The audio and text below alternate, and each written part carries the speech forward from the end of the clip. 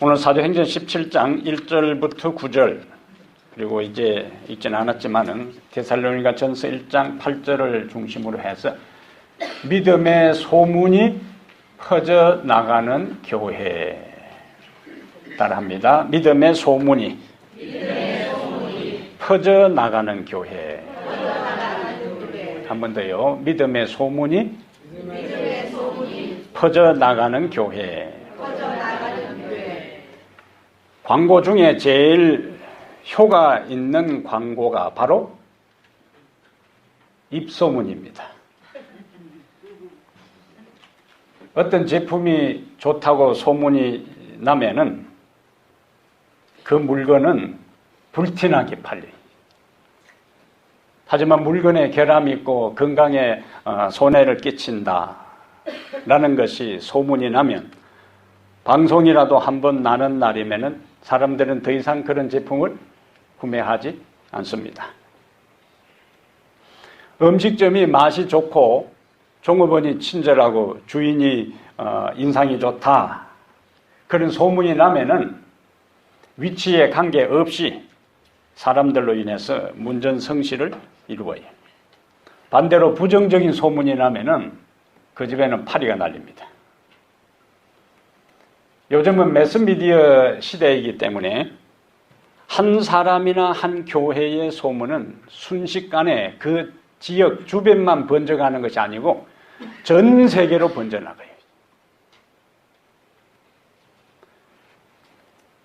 요즘 제가 팟빵에 올리는 제 설교를 듣는 나라들을 보니까 요르단도 나오고 러시아도 나오고 스리랑카도 나오고 인도네시아도 있고 그래요. 어디서 그런 데서 알고 그 찾아 들어와서 듣는지 모르겠어요. 전 세계는 지금 다 하나로 연결되어 있어요. 그래서 우리 개인이나 교회의 어떤 소식은 긍정적이든 부정적이든 그 사람이나 교회의 이미지를 형성합니다. 사람들은 그 사람을 딱 떠올릴 때에 머릿속에 처음에 딱 영상이 떠올라요. 그게 뭐예요? 이미지요. 그 다음에 또 교회에 대한 것도 어느 교회 하면은 그 교회 어떻다더라. 그것이 이제 이미지요. 오늘 본문으로 들어가 보면은 바울은 지금 빌립보를 떠나서 데살로니가로 갔습니다. 그리고는 2절에 보면은 새 안식일에 회당에서 성경을 가지고 그리스도의 부활과 그리스도의 고난과 부활을 증언했어요. 그래서 그 복음을 받아들인 사람들을 중심으로 교회가 조직되었습니다. 그러면 이렇게 세워진 데살로니가 교회에 대한 성경의 평가가 무엇인가? 그러면 우리는 이러한 데살로니가 교회의 성경의 평가를 보면서 우리 타코마 교회는 어떤 교회가 되어야 하는지를 오늘 우리가 함께 살펴보겠습니다. 그다음 한번 넘겨보세요. 데살로니가전서 1장 8절에 데살로니가전서 1장 8절에 주의 말씀이 너희에게로부터 마게도냐와 아가야에만 들릴 뿐 아니라, 근데 뭐라고 했어요? 하나님을 향하는 너희 믿음의 소문이 각처에 퍼짐으로 우리는 아무 말도 할 것이 없노라. 데살로니가에 대한 주변 사람들의 평가, 그 다음에 성경의 이야기, 어떤 소문이 퍼졌다고요? 하나님을 향한 믿음의 소문이 각처에 퍼졌다 그랬어요. 우리 타코마 교회는 어떤 소문이 주변에 퍼졌을까요? 우리 지역에, 그리고 미주 지역에, 여러분들이 이제 다른 지역을 방문했는데 어느 교회 다니세요? 안교 시간에 저는 타코마 교회에서 왔습니다. 타코마 교회요? 할 때 그들의 머릿속에 어떤 이미지가 그동안 타코마 교회의 역사와 현재의 모습과 여러 가지에서 어떤 이미지가 그들의 머릿속에 스쳐가겠느냐. 데살로니가 교회는 하나님을 향한 믿음의 소문이 각처에 퍼져나갔어요. 이것이 데살로니가 교회에 대한 성경의 평가입니다. 그렇다면 이 교회가, 이 데살로니가 교회가 하나님을 향한 믿음의 소문이 각처로 퍼져갈 수 있는 원동력이 무엇이었을까? 그것이 오늘 본문의 이야기요. 첫 번째, 그 교회는 분명한 복음이 증거되는 교회였다. 무엇이요? 복음이, 분명한 복음이 증거되고 증언되고 선포되는 교회였어요. 그것이 2절과 3절입니다. 우리는 지금 이 시대에 모든 것이 풍족한 시대에 살아가요. 모든 것이 풍족한 시대에 삽니다. 자동차가 있고 비행기가 있고 전화가 있고 TV가 있고 오늘날의 스마트폰에 이거는 신기하기 짝이 없습니다. 옛날에 황제라 할지라도 오늘 우리 평범한 사람들이 누리는 그 생활을 누리지를 못했어요. 그런 세상을 접해보지도 못했고 경험해보지도 못했습니다. 옛날에 왕들도 경험해보지 못한 시대를 우리가 지금 살아가요.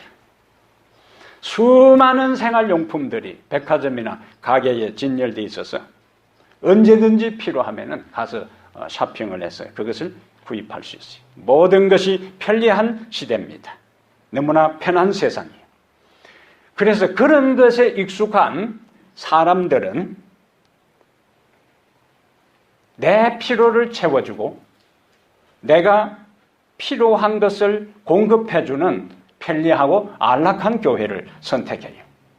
그래서 교회마다 이런 신자 고객들의 그 취향에 맞게 백화점식으로 다양한 프로그램을 제공해서 다양한 신자 고객들을 끌어들이고 있는 겁니다. 그 결과로 큰 교회는 계속 크게 되고 작은 교회는 현상 유지도 어려워 점점 작아지는 양극화 현상의 시대에 우리가 살아갑니다. 이것은 부의 경우도 마찬가지고 교회의 경우도 마찬가지. 부자는 계속 부자, 가난한 사람은 그 가난을 면치 못하고 큰 교회는 계속 커지고 사람들은 그리 몰리고 그 다음에 큰 몰로 사람들이 다 가지 작은 구멍가게로 가지 않는 이러한 시대에 사는데, 그렇다면 우리는 이러한 큰 교회, 모든 것이 갖추어지고 편리하고 안락한 교회를 추구하는 이때에 오늘 본문은 우리가 무엇에 승부를 걸어야 할지를 우리에게 보여줍니다. 그것이 오늘 2절과 3절이요. 바울은 새 안식일에 걸쳐서 무엇을 가지고? 성경을 가지고 강론하며 그 다음에 뜻을 풀어 그리스도가 해를 받고 죽은 자 가운데서 다시 살아나야 할 것을 증언하고 이르되 내가 너희에게 전하는 이 예수가 곧 그리스도라. 바울은 새 안식일에 성경을 가지고 창세기부터 나타나는 메시아에 대한 예언들을 하나하나 풀어 설명하면서 그것이 바로 예수님에게 성취됐다. 그리고 그 예수가 창세기 3장 15절에 나오는 여인의 후손이고 그 예수가 창세기 22장 18절에 나오는 아브라함의 씨고 그 예수가 이사야 11장 1절과 55장 3절 5절에 나오는 다윗의 후손이라는 거예요.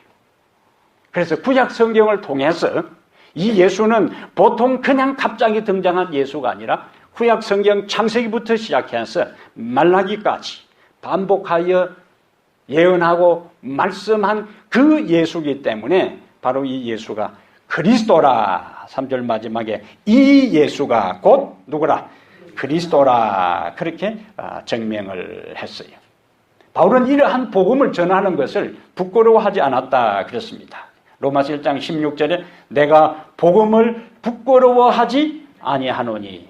왜 그런가? 이 복음은 모든 믿는 자에게 구원을 주시는 하나님의 능력이 됨이라.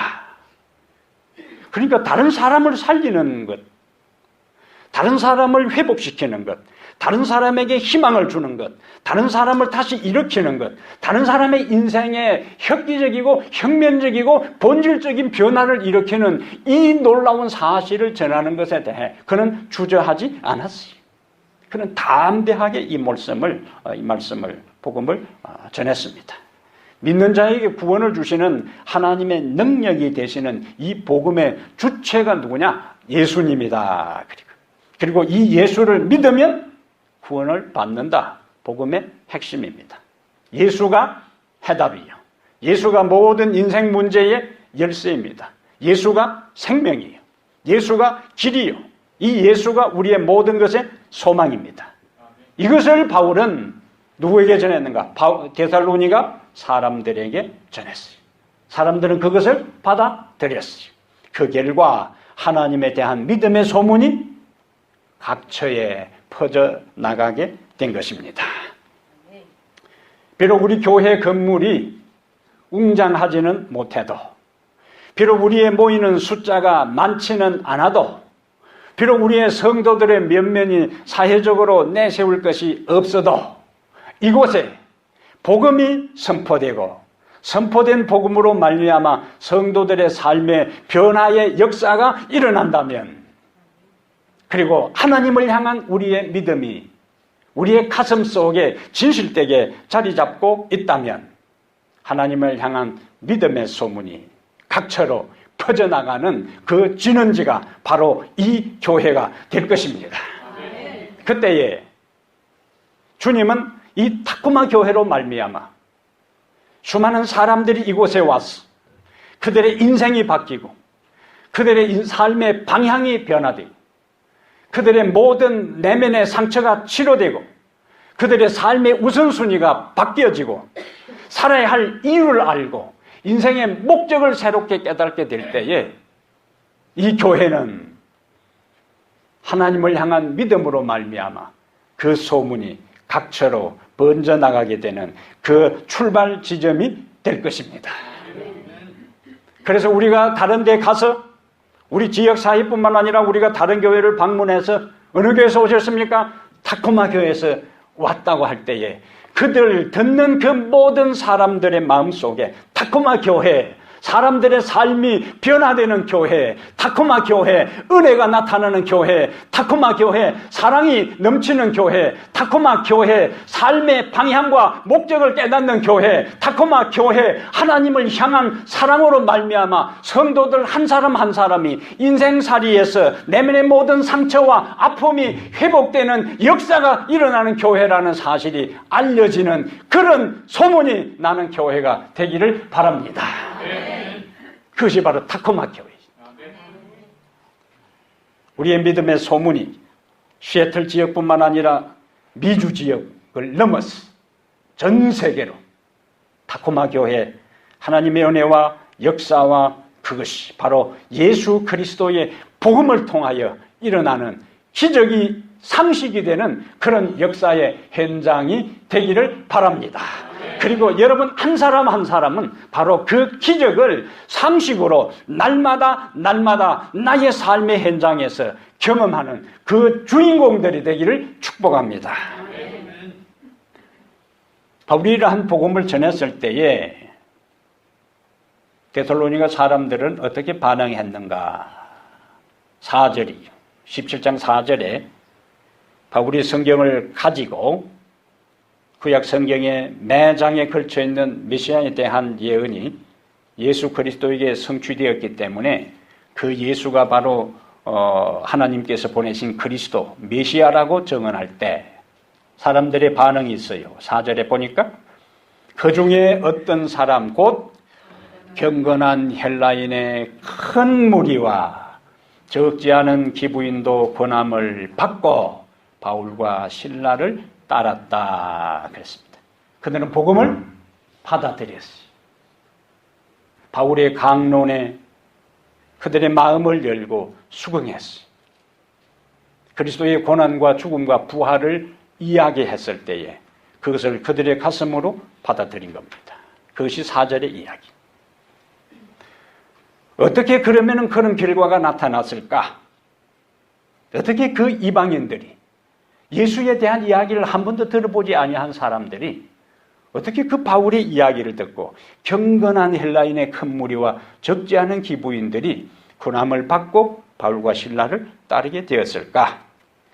그러한 그 비결이 데살로니가 전서 1장에 나타납니다. 데살로니가 전서 1장으로 가보겠습니다.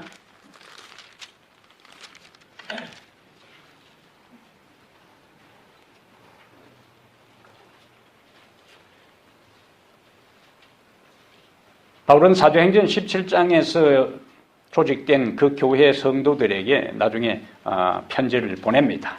그것이 데살로니가 전서요. 1장 5절에 이는 우리 복음이 너희에게 말로만 이런 것이 아니라 또한 능력과 성령과 큰 확신으로 된 것입니다. 말로만 이런 것이 아니라 세 가지 요소를 강조해요. 능력과 성령과 큰 확신으로 된 것이라. 그러니까 사람들이 어떻게 반응했는가? 6절. 또 너희는 많은 환난 가운데서 성령의 기쁨으로 말씀을 받아. 성령의 기쁨으로 말씀을 받아.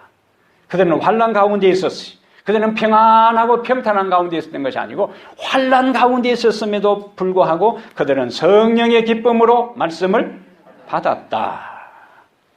어떤 마음으로 받아들였는가? 2장 13절에 말씀을 받았는데 2장 13절 함께 읽습니다. 이러므로 시작. 이러므로 우리가 하나님께 끊임없이 감사함은 너희가 우리에게 들은 바 하나님의 말씀을 받을 때에 사람의 말로 받지 아니하고 하나님의 말씀으로 받음이니 진실로 그러하도다. 이 말씀이 또한 너희 믿는 자 가운데서 역사하느니라. 아멘. 그들은 하나님의 말씀을 사람의 말로 받지 아니하고 하나님의 말씀으로 받았어요. 그리고 그 하나님의 말씀으로 받은 것을 뭐 했어요 또? 그 다음에 나오잖아요. 하나님의 말씀을 받을 때에 사람의 말로 받지 아니하고 하나님의 말씀으로 받으니 진실로 그러하다. 이 말씀이 또한 너희 믿는 자 가운데서 역사하느니라. 바울이 전한 말씀을 누구의 말씀으로? 하나님의 말씀으로 받았어요. 그리고 그 말씀을 믿었어요. 그리고 그 말씀을 믿을 때에 그 말씀이 믿는 자 속에서 역사했어요. 그 말씀이 믿음의 씨앗이 되어 믿음이 자라겠고 그 말씀이 그들의 인생을 바꾸었어요. 그 말씀이 모든 이교도들의 삶의 부정적인 모든 잘못된 생활 습관에서 행실에서 그들을 벗어나게 했어요. 하나님의 말씀은 인생의 어떤 외형적인 모습만 바꾸는 것이 아니라 하나님의 말씀은 우리의 삶을 송두리째 근본을 우리의 본질을 우리의 본성을 바꾸어 놓는 위대한 파워, 능력이 있는 것입니다. 능력이. 누구에게요? 하나님 말씀을 받아들이고 믿을 때 믿는 자 속에서 말씀을 들은 것으로가 아니라 그 말씀을 듣고 받아들이고 믿는 자 속에서 하나님의 말씀은 작동하는 거예요. 누룩이 가루를 다 이렇게 부풀게 하고 뜨게 하는 것처럼 그들의 인생을 바꾸는 거예요. 오늘 하나님의 말씀이 여러분의 생각을 송두리째 바꾸고 여러분의 사상과 가치관을 근본적으로 바꾸어 놓는 놀라운 역사가 바로 여러분 한 사람 한 사람에게 일어나게 되기를 바랍니다.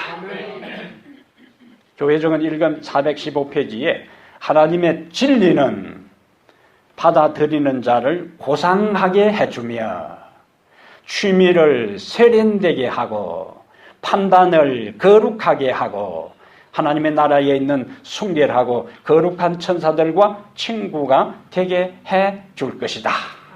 무엇이요? 하나님의 진리, 하나님의 말씀이 우리를 고상하게 해준다 그랬어요.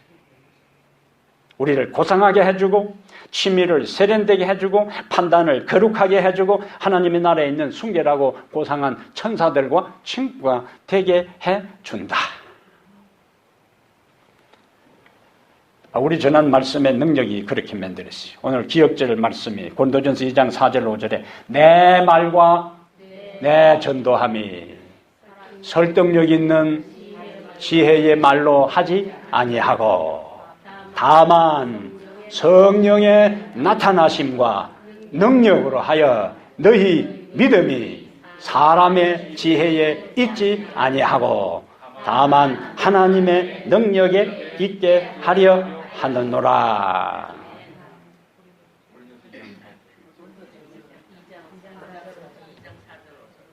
고린도전서 2장 4절 5절. 너희 믿음이 내 말과 내 능력, 내가 전하는 것이 전도함이 설득력 있는 지혜의 말로 하지 않냐고. 자기 논리, 자기 웅변, 자기 언변이 아니라는 거예요. 하나님의 능력, 하나님의 권세, 하나님의 은혜에 의해서 그것이 전파되었을 때에 놀라운 변화를 일으키는 겁니다. 우리 한 사람은 절대로 다른 사람을 회심시킬 수 없어요. 그것은 다른 사람을 회심시키고 변화시키는 것은 사람이 하는 것이 아니고 그것은 하나님께서 하시는 일입니다. 복음을 전하는 것도 마찬가지. 사도행전 1장 8절에 성령이 너희에게 임하시면 너희가 권능을 받고 내 증인이 되리라. 성령의 능력에 사로잡혀 복음을 전할 때 그것이 비로소 다시 이제 사도행전 17장 6절에 가면 어떤 역사를 이루는가? 성령의 능력에 사로잡혀 복음을 전할 때 사도행전 17장 6절에 이 유대인들이 뭐라고 했냐면은 발견하지 못함에 야손과 몇 형제들을 끌고 업장들 앞에 가서 소리질러 이르되 뭐라고 불렀어요? 천하를 어지럽게 하던 이 사람들이 천하를 어지럽게 한다.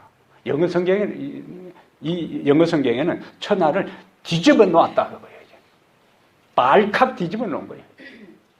없애대 놨다고 해요. 완전히 턴 업사이드 다운이 완전히 뒤엎어 놓은 거라. 몇 사람이 그랬어요? 네 사람이 바울과 디모데와 실라와 누가 네 사람이 데살로니가에 가서 하나님의 성령의 능력에 사로잡혀 복음을 전하다 보니까 데살로니가 지역을 다 뭐 했다고요? 뒤엎어 놓은 거예요. 뒤엎어. 사단 병력이 투입된 것도 아니고 군대 병력도 아니에요. 네 사람이 가서 데살로니가 지역을, 그것도 그들이 복음에 대해 들은 지역도 아니에요. 그들은 철저하게 이방신들을 숭배하는 잡다한 그 동네에 들어가서 네 사람이 그들을 완전히 뒤집어 놓았다. 그것을 그들은 뭐냐면 천하를 어지럽게 한다. 사람들의 숫자가 문제가 아니라는 거예요. 하나님의 능력에 사로잡힌 그 여부가 세상을 뒤집어 놓는 관건이 되는 겁니다. 주여 우리에게 성령의 능력을 주시옵소서 기도하시길 바랍니다. 능력에 사로잡혀 타코마 지역을 뒤집어 놓고 시애틀 지역을 뒤집어 놓고 세상을 뒤흔들 수 있는 권세와 권능을 주여 우리에게 주시옵소서 기도하시길 바랍니다. 하나님은 능력으로 준비된 소수의 사람들을 통해 비겁한 자 물러가는 그 다수의 사람들에 의해 이룰 수 없는 일들을 당신의 능력에 사로잡히고 당신의 모든 것에 전적으로 굴복하고 진리에 그 인생을 걸고 운명을 걸고 자신 삶을 건 그 사람들을 통하여 하나님은 세상을 뒤집어 놓을 수 있는 은혜와 은총을 주시는 것입니다. 오늘 본문에는 복음에 대한 또 다른 부류의 사람들이 나와요. 첫 번째 부류의 사람은 4절에 그 복음을 받아들인 사람들이, 5절부터 9절에는 아무리 복음이 성령의 능력으로 전파되어도 받아들이지 않는 사람들이 있습니다. 그들은 복음을 거절했어요. 그들은 복음을 거절한 것으로 끝나는 것이 아니고 복음을 증거하는 자들을 박해했어요. 문제는 한번 우리가 말씀을 거절하면은 그 다음에 다른 말씀을 거절할 준비를 하게 되는 것이고, 그러면 마음은 점점 굳어지고 양심은 더욱 무감각해지고 거절하는 것이 습관이 되어 결국에 화인 맞은 양심이 되어 망하고 마는 것이, 이것이 두려운 거예요. 이것이 무서운 일입니다. 점점 그렇게 되는 거예요. 자신도 모르게 그냥 한번 내 마음에 들지 않아서 진리를 거부하고 내 마음에 맞득치 않아서 그것을 부인하고 받아들이지 않았던 것들이 한 번 거절하면 두 번 거절할 준비가 갖추어지는 거예요. 그 다음에 양심은 무뎌지고 거절해서 망한 게 많은데, 노아 당시의 사람들이 그랬어요. 바벨탑을 쌓은 사람들이 그랬어요. 바로 왕이 그랬어요. 광야에 이스라엘 백성들이 그랬어요. 사울 왕이 그랬어요. 예수님의 제자 유다가 그랬어요. 빛을 거부하는 자들은 결국 어둠 가운데 있을 것입니다. 생명의 말씀을 무시하는 자들은 결국 죽음의 자리에 서고 말아요. 그것이 성경의 이야기. 성경에 왜 고상한 이야기와 왜 아름다운 이야기와 뭔가 감동적인 이야기와 은혜로운 이야기와 좋은 이야기만 있지 아니하고 왜 수많은 다른 부정적인 이야기들도 성경은 여과 없이 우리에게 소개하고 있는가? 진리를 거절할 때에 그런 현상이 나타난다는 것을 통하여 오늘 우리에게 경고하고 있는 겁니다. 우리는 그 길을 가지 말라는 거예요. 우리는 그런 사람들처럼 되지 말라는 거예요. 우리의 운명은 그들과는 달라야 된다는 거예요. 하나님은 그들처럼 망하고 죽고 끝나는 인생이 우리가 되지 아니하고 하나님 안에서 생명을 얻고 은혜를 경험하고 하늘에 소망을 두고 하나님의 자녀로서 살아가기를 원한다는 것을 그러한 사건을 통하여 우리에게 보여주는 겁니다. 히브리서 3장으로 가보겠어요. 히브리서 3장.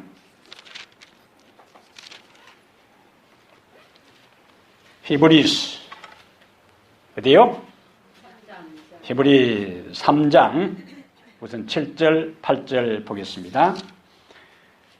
그러므로 성령이 이르신 바와 같이, 성령이 우리에게 말씀하시는 거예요.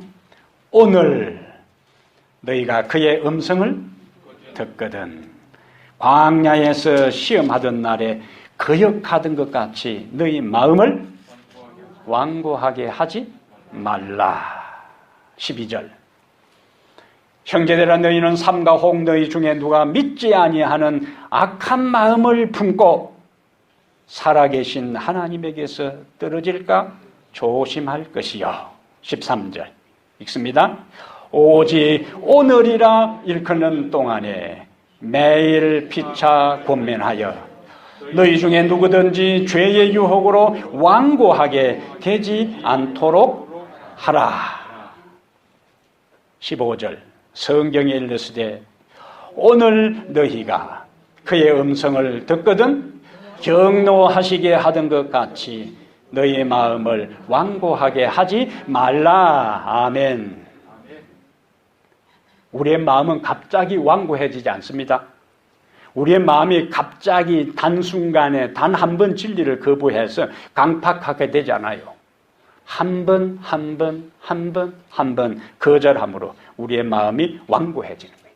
고집스러워지는 겁니다. 이마가 굳어지는 거예요. 목이 곧아지는 거예요. 그리고 마음이 강팍해졌어요. 더 이상 하나님의 말씀에 대해서 아무런 느낌이 없고 하나님의 말씀이 나와는 아무 상관이 없고 하나님의 말씀에 마음을 닫아버리고 하나님의 말씀에 굴복하지 아니하고 살아가게 되는 거예요.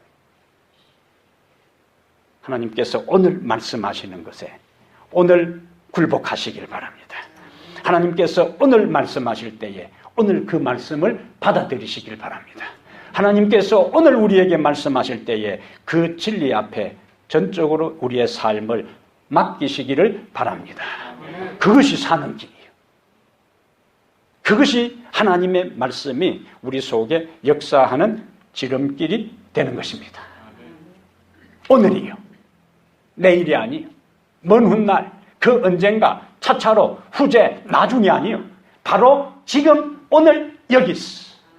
하나님 말씀 앞에 결심하고 하나님 말씀 앞에 굴복하고 하나님 말씀을 받아들이고 하나님 말씀 앞에 내가 하나님 말씀 안에 따라 살지 아니한 것이 하나님께서 말씀을 통하여 나에게 깨우쳐 줄 때에 그 자리에서 바로 그것을 인정하고 회개하는 그와 같은 경험들이 오늘 바로 여기서 우리 한 사람 한 사람에게 일어나게 되기를 축복합니다.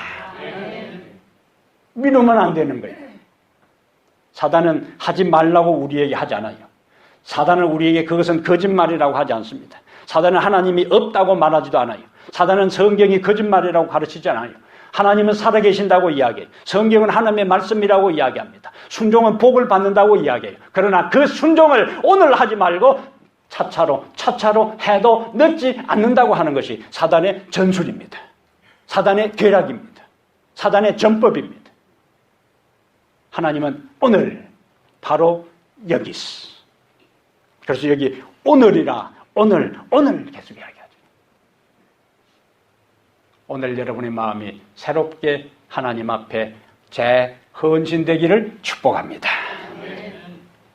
다시 사도행전 17장에 가세요.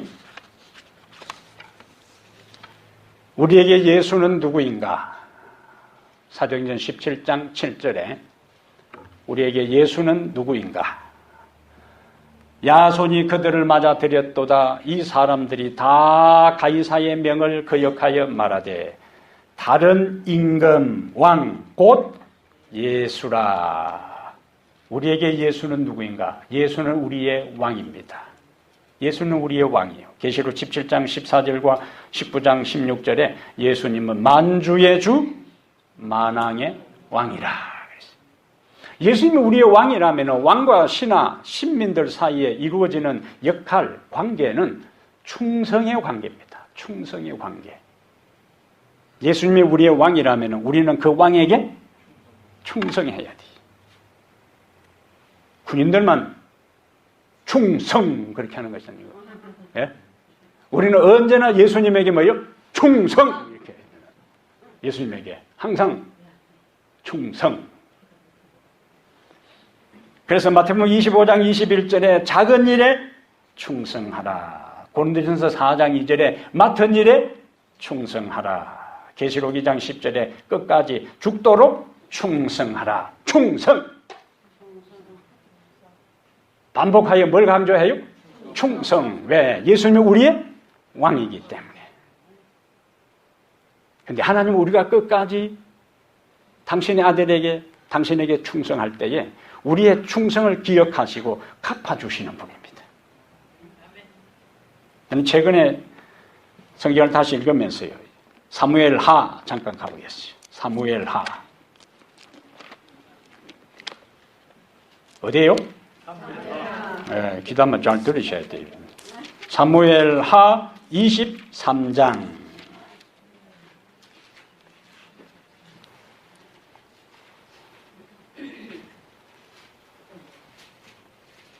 사무엘하 23장 8절부터 39절에는 거기 타이틀이 다윗의 용사들 그렇게 해놨어요. 그럼 사무엘하 23장 8절부터 39절에 다윗의 용사들에 대한 기록이 있는데 어떤 용사들인가? 다윗에게 충성한 용사들이. 다윗에게 뭐한 사람들요? 충성한 사람. 충성. 자, 9절 보겠습니다. 이게 몇 사람이지만은 9절. 그 다음은 여호와 사람 도대의 아들 엘리아살이니. 자, 누가 나와요? 엘리아살. 다윗과 함께한 세 용사 중에 한 사람이라. 이 사람을 이제 이렇게 설명해요. 다윗은 블레셋 사람들이 싸우려고 거기에 모임에 이스라엘 사람들이 물러간지라. 다 도망갔어요. 세 용사가 싸움을 도두고 그가 엘리아살이 나가서 얼마 정도 충성했는가? 손이 피곤하여 그의 손이 칼에 붓기까지 블레셋 사람을 치니라. 그날에 여호와께서 크게 이기게 하셨으므로 백성들은 돌아와 그의 뒤를 따라가며 노력할 뿐이었더라. 혼자서. 백성들은 블레셋 사람들이 몰려오니까 다 그러면 날살절하고 36대 주랭량을 쳤는데 엘리아살은 뭐 했다고요? 10절에 그가 나가서 손이 피곤하여 그의 손이 칼에 붓기까지. 이것은 칼자루를 잡은 손이 마비가 되어서 펴지지 않을 정도라 그 말입니다. 붙어가지고 손이 안 펴질 정도로 죽으라고 싸웠던 거예요. 결국 이 사람의 투혼에 힘입어 전쟁에서 승리했는데 뒤따르는 말이 뭐냐? 뒤따르는 말이 그날에 여호와께서 개우가 아니고 크게 이기게 하셨다. 그런데 백성들은요, 그전에는 다 뭐 했다가 도망갔다가 이기니까 재빨리 어디 숨어 있다가 나타나는지도 모르게 나타나서 그 노략물 챙기기에 급급했다. 절묘하게 성경은 대조시킵니다. 누구의 자리에 있어야 되느냐. 그 다음에 11절에 그 다음은 할랄 사람 아게의 아들 누가 나옵니까? 삼마라 하는 사람이 나오는데 블레셋 사람들이 사기가 올라 거기 녹두나무가 가득한 한쪽 밭에 모임에 또 백성들은 블레셋 사람들 앞에서 또 뭐 했어요? 도망하매. 그런데 이 삼마는 그는 그 밭 가운데 서서 막아 블레셋 사람을 친지라. 그 다음에 또 무슨 말이 연결돼요? 여호와께서 이번에는 큰 구원을 이루시니라. 이 성경의 재미예요. 백성들은 위기 앞에서 공포에 질려 두려움에 사로잡혀 도망갔어. 그런데 엘르아살도 삼마도 홀로 자신의 자리를 지켰어요. 그때에 하나님께서 뭐 하셨다고요? 첫 번째는 크게 이기게 하셨고 두 번째는 큰 구원을 이루어 주셨다. 하나님은 충성된 사람, 이 엘르아살과 삼마는 그들의 조국에 그리고 다윗 왕에게 충성했어요. 조국에 충성하고 다윗 왕에게 충성하기 위해서 생명을 내놓고 모두가 두려움에 도망가는 그때에도 딱 버티고 서서 손에 쥐가 나도록 싸웠을 때에 하나님께서 뭐하게 하셨다고요? 크게 이기게 하셨고 큰 구원을 이루셨고 승리케 하셨습니다. 충성된 사람들을 하나님은 도와주십니다. 여호와께서 이기게 하세요. 하나님은 비겁한 다수, 자기 살기 위해서 도망가는 그들을 통하여 승리를 얻게 하신 것이 아니라 충성한 단 한 사람을 통하여 하나님은 전쟁에서 큰 구원을 이루시고 승리를 얻게 하셨습니다. 여기 나오는 장군들이 몇 명인가? 제가 세왔어요, 미리. 약 37명입니다. 그런데 여러분, 이 장군들 리스트 가운데 있어야 할 사람이, 왜 이 사람이 여기에 이름이 없지 하는 사람이 있는데 바로 요압 장군입니다. 여러분, 요압 장군은요, 다윗이 망명 시절부터 시작했어. 요압은 다윗의 자기 여형제의 아들이니까 뭐요? 조카요. 평생을 함께 다윗 곁에서 온갖 전쟁, 그리고 압살롬의 반란, 여러 힘든 고비고비마다 그 현장에 항상 그 곁에 누가 있었는가? 요압이 있었어요. 그런데 그 유명한 요압 장군이 다윗의 마지막 말, 유언과 같이 남긴 자기의 모든 삶의 힘든 과정에 자기와 함께 운명을 같이 했던 그 용사들의 이름 가운데 요압을 기록하지 않고 있다는 이야기예요. 이거는 굉장히 충격적인 이야기. 그럼 왜 다윗은 그의 인생의 마지막에 자기가 그 모든 삶의 고비를 넘길 때마다 그 곁에서 생사를 같이 하면서 생사고락을 나누면서 함께 했던 그 장군들의 이름을 기록하면서 왜 요압의 이름을 뺐느냐 하는 이야기죠. 요압은 끝까지 충성하지 않았습니다. 열왕기상 1장 2장에 다윗의 말년에 그의 권세가 몸이 약해질 때에 이제 레임덕 현상이 생겨가지고 정부를 제대로 통치하지 못할 때에 아도니아 왕자가 이때가 기회다 싶어서 반란을 엄호해요. 근데 나단 선지자와 솔로몬의 아내와 또 이 사독 제사장들과 더불어 재빨리 그 반란이 완전히 나라를 장악하기 전에 솔로몬을 왕으로 세우면서 반란군은 일망타진되는데 그때에 솔로몬에 의해서 요압도 처형됩니다. 평생을 다윗 곁에서 함께 했지만은 결정적인 순간에 그는 배반했어요. 반역했습니다.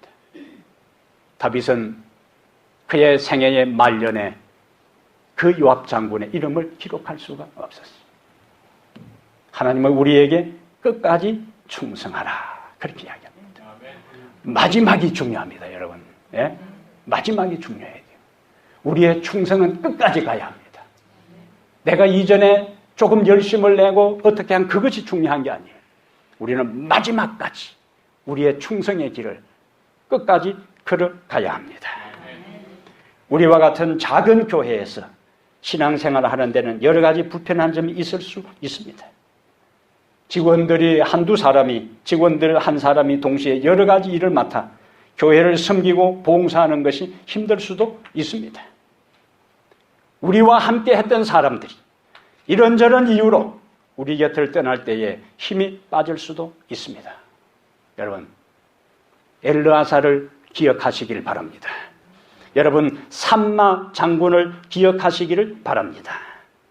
모두가 다 물러가는 그 순간에도 엘르아살과 삼마는 홀로 자신의 자리를 지키면서 조국에 충성했고 임금에게 충성했어요. 하나님께서 그 한 사람을 통해 승리를 얻게 하셨습니다. 그러므로 여러분, 우리의 모든 것이 여의치 않는 상황이라 할지라도 모두가 떠나가고 이런저런 이유로 물러가는 그 순간에도 나는 마지막까지 주님께 충성하리라.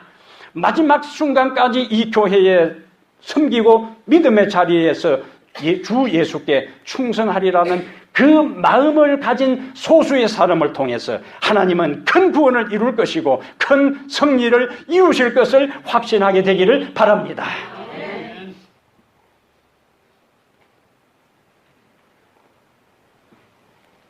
재림의 그날 우리의 충성과 헌신에 대해 예수님께서 갚아주십니다. 예수님이 다시 만왕의 왕 만주의 주로서 하늘에 하나님 보좌 우편에 앉으셨던 것처럼 계시록 21장 22장에 이제 우리가 만왕의 왕 되시는 예수 그리스도와 더불어 영원한 세월을 통하여 왕 노릇할 것입니다. 우리의 왕 되시는 예수께 충성한 자에 대해 하나님께서 우리에게 갚아주시는 보상입니다. 사랑하는 여러분, 끝까지 충성하시기를 바랍니다. 착하고 충성된 종아라는 그 예수님의 입에서 나오는 그 말씀을 듣는 순간에 우리의 모든 수고와 우리의 모든 고생은 다 끝나는 것입니다. 그날까지 충성스럽게 주님의 길을 가게 되기를 바랍니다. 우리 타코마 교회는 어떤 소문이 퍼져나가기를 원하십니까? 믿음의 소문이 퍼져나가기를 바랍니다. 복음이 그대로 선포되고 그 복음을 통하여 우리의 인생이 변화되는 역사가 일어나는 곳이 되기를 바랍니다. 그리고 예수 그리스도를 우리의 왕으로 모시고 매사에 그분 앞에 끝까지 충성함으로 우리의 인생, 우리의 삶의 끝자락에 그리스도와 더불어 왕노릇하는 그와 같은 축복의 자리에 여러분 모두가 있게 되기를 주의 이름으로 축복합니다. 하늘 우리 아버지, 우리에게 주신 생명의 말씀, 구원의 말씀을 인하여 주님을 찬양하고 감사를 드립니다. 연약하지만은 아직까지 믿음 안에 머물게 하시고 세상에 많은 힘든 일이 있는 가운데서도 진리에서 이탈되지 아니하고 하나님의 피로 삼받은 몸된 교회의 일원이 되어 지체가 되어서 우리 주님께 충성하는 믿음의 길을 걸어가도록 오늘 여기까지 붙드시고 인도하신 주님을 찬양합니다. 우리들 한 사람 한 사람이 예수를 왕으로 모시게 하시고, 우리들 한 사람 한 사람이 복음으로 변화되게 하시고, 우리들 한 사람 한 사람이 연합하여 아름다운 교회를 만들어 데살로니가 교회처럼 하나님을 향한 믿음의 소문이 각처로 퍼져나가는 아름다운 교회, 은혜로운 교회, 사랑이 넘치는 교회, 변화와 역사가 기적이 일어나는 교회가 되도록 도와주시옵소서. 이제 한 주간 삶 속에 베푸리신 은혜를 오늘 주님 앞에 감사 예배를 드리고 또다시 우리의 삶의 자리로 돌아가겠사오니 이곳에서 들은 말씀 의지하고 붙잡고 살아가도록 축복하여 주시옵소서.